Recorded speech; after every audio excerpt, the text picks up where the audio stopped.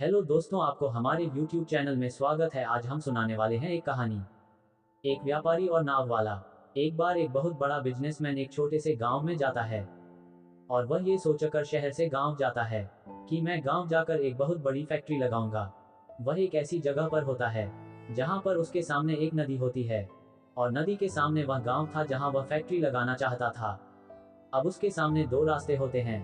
पहला रास्ता ये होता है कि वह सड़क से घूमकर उस गांव तक पहुंच सके, जिसमें लगभग उसे 10 घंटे लग सकते हैं, क्योंकि वहां तक पहुंचने के लिए कोई सीधा रास्ता नहीं था। दूसरा रास्ता ये होता है कि वह नाव में बैठकर नदी के रास्ते उस गांव तक पहुंच सके, जिसमें उसे लगभग आधे घंटे ही लगेंगे। तो उसने अपने टाइम को बचाते हुए नाव के जरिए उस गांव तक पहुंचने का फैसला किया। वह नाव इतनी छोटी सी थी कि एक तरफ वह आदमी बैठा था जो नाव को चला रहा था और दूसरी तरफ वह बिजनेसमैन बैठा था। नाव में बैठने के कुछ समय बाद वह बिजनेस ने नाव वाले आदमी से पूछा, तुझे पता है तेरे नाव में कौन बैठा है? तो नाव वाले ने बड़े ही भोलेपन से कहा, नहीं साहब, मुझे नहीं पता कौन बैठा है।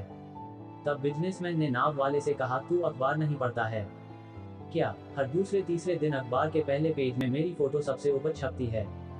तब नाव वाले ने कहा, अरे साहब, मैं अनपढ़ आदमी, पढ़ना लिखना क्या जानूं। जब मैं 7 वर्ष का था तभी मेरे पिताजी गुजर गए और मैं अपने परिवार का ध्यान रखने के लिए बचपन से ही काम में लग गया, इसलिए मेरा स्कूल छूट गया। ये सुनकर उस बिजनेसमैन ने नाव वाले का मजाक उड़ाते हुए कहा, तुझे पढ़ना लिखना भी नहीं आता, ऐसी जिंदगी का क्या फायदा? ये सुनकर उस नाव वाले को बहुत बुरा लगा, लेकिन उसने उस समय उससे कुछ भी नहीं कहा।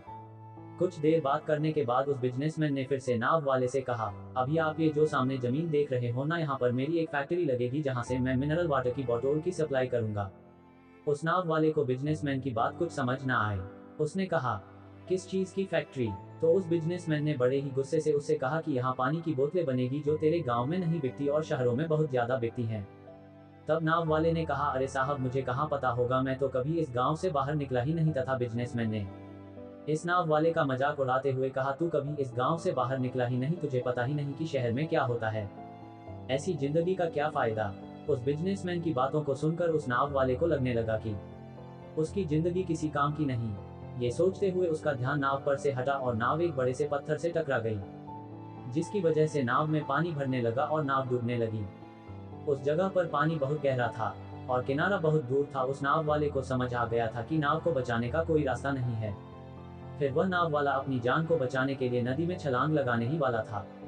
तभी उस बिजनेसमैन से पूछा, आपको तैरना आता है? तो बिजनेसमैन ने घबराते हुए पूछा, आप ऐसा क्यों पूछ रहे हो? मुझे तैरना नहीं आता है। उसकी यह बात सुन नाव वाले को हंसी आ गई और वह बोला, साहब, आपको तैरना नहीं आता, ऐसी जिंदगी का क्या फायदा?